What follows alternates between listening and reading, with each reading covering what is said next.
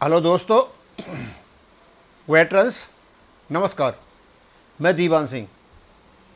आज मैं आपको बताना चाहूँगा कि जो फ्रीक्वेंटली आस्क्ड क्वेश्चंस थे, जो लेटेस्ट सर्कुलर आया था डिसेबिलिटी का, जिसकी काफ़ी चर्चाएं हुई, उसका पार्ट 3 जो फ्रीक्वेंटली आस्क्ड क्वेश्चंस हैं उसको मैं यहाँ डाल रहा हूँ और इससे और आपको काफ़ी चीज़ें क्लियर हो जाएंगी। तो पहला क्वेश्चन है, whether there is any change in entitlement in case of war injury. क्या जो वार इंजरी है उस संबंध में क्या नए जो रूल आए हुए हैं डिसेबिलिटी पेंशन के एंटाइटलमेंट रूल्स, उनमें कोई परिवर्तन है? No, there is no change of entitlement in case of war injury. मामला बिल्कुल साफ सुथरा क्लियर है एकदम, अब कोई शक नहीं होना चाहिए।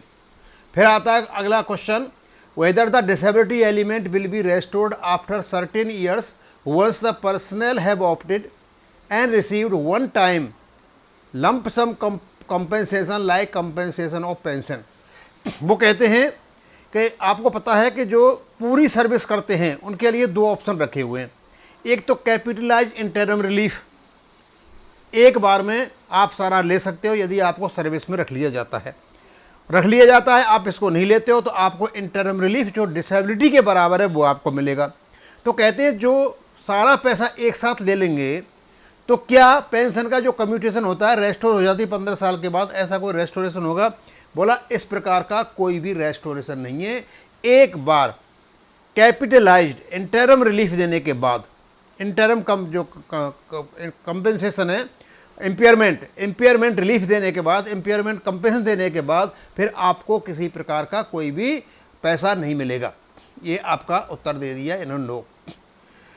फिर कहते हैं 20 में, whether the 20% war injury and 20% physical injury will become 40%।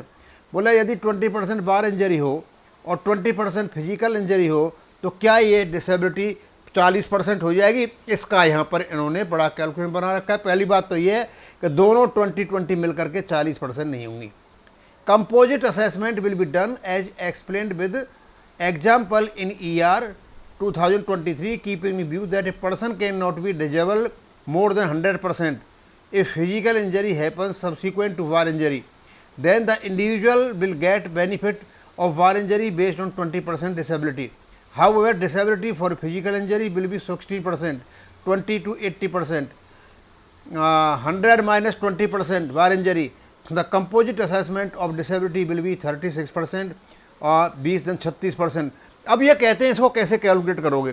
तो पहले तो आपकी जो वार इंजरी है, जो पहली इंजरी 100 में से घटा दी जाएगा तो रह जाएगी 80 का जो 20% बनेगा 16, यानी वो दोनों को 40% नहीं होगी, आपकी जुड़ेगी पहले 20% और फिर जो रिमेनिंग है उसका 20% यानी 16, यानी वो होगी आपकी 36% और ये 36% ब्रॉड बैंडिंग बन करके हो जाएगी आपकी 50%। Whether broad banding benefit will be given to those opting for impairment relief at the time of retirement discharge।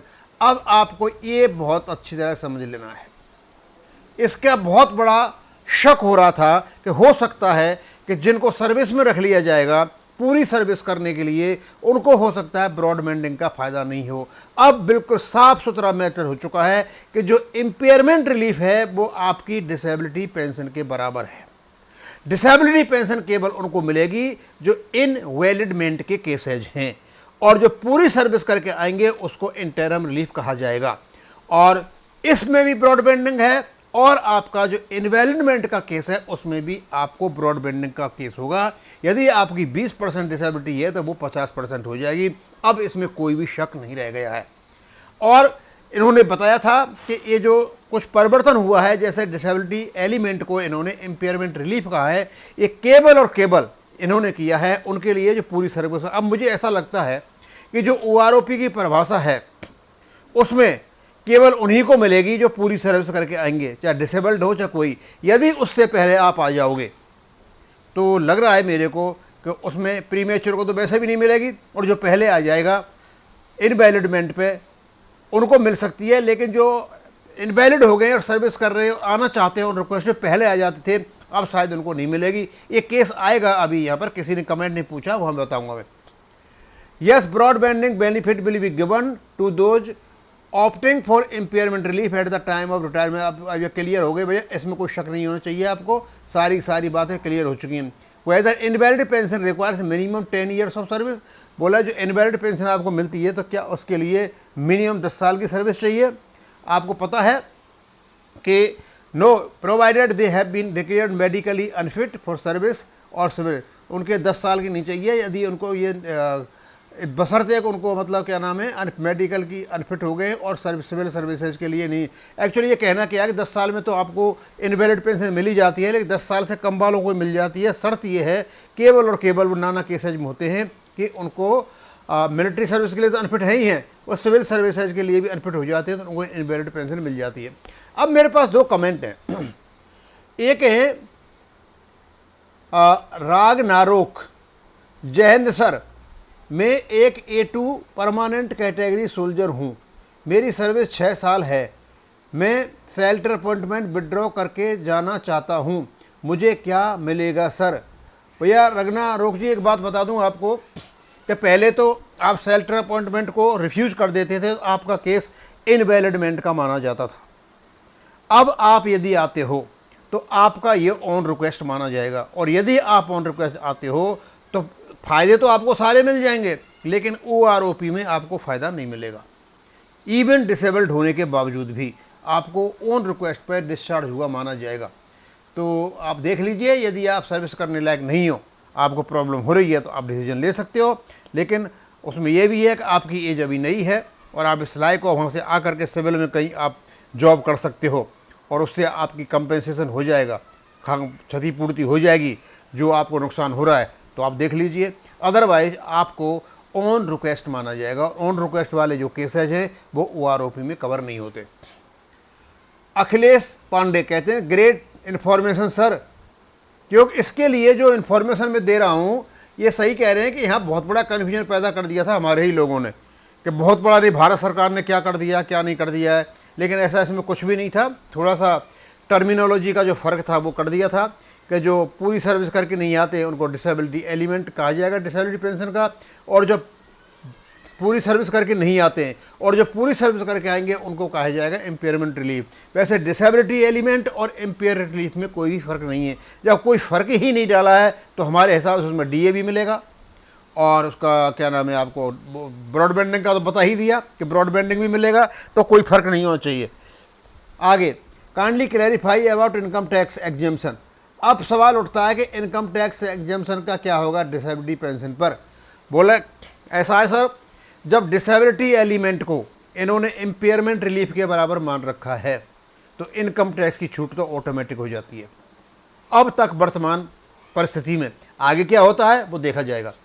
Weather the whole of the disability pension, service pension and disability pension is exempted from income tax. हाँ, दोनों के दोनों इससे exempt होते हैं, लेकिन service pension को हम सर्विस एलिमेंट कहते हैं और डिसेबिलिटी पेंशन को हम डिसेबिलिटी एलिमेंट कहते हैं, पेंशन नहीं कहते हैं, क्योंकि ये दूसरे प्रकार से और उसी पर ये छूट है। दोनों को मिला करके दोनों पे छूट होती है।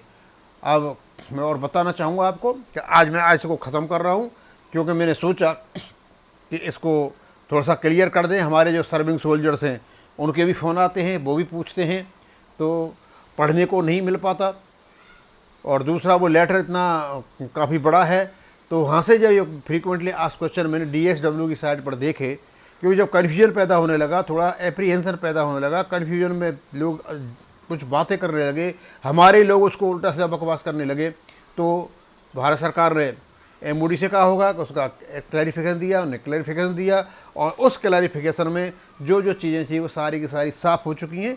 इसमें कोई भी ऐसा कुछ चेंज परिवर्तन नहीं किया है। जैसा था 20 जनवरी 2001 का जो लेटर है, 30 जनवरी 2001 का, उसी के अनुसार सब कुछ है। कि बस यही हुआ है कि डिसेबिलिटी एलिमेंट को जो इनवैलिडमेंट के लिए होगा आने वालों के लिए, और इम्पेयरमेंट रिलीफ पूरी सर्विस करके आएंगे उनके लिए होगा।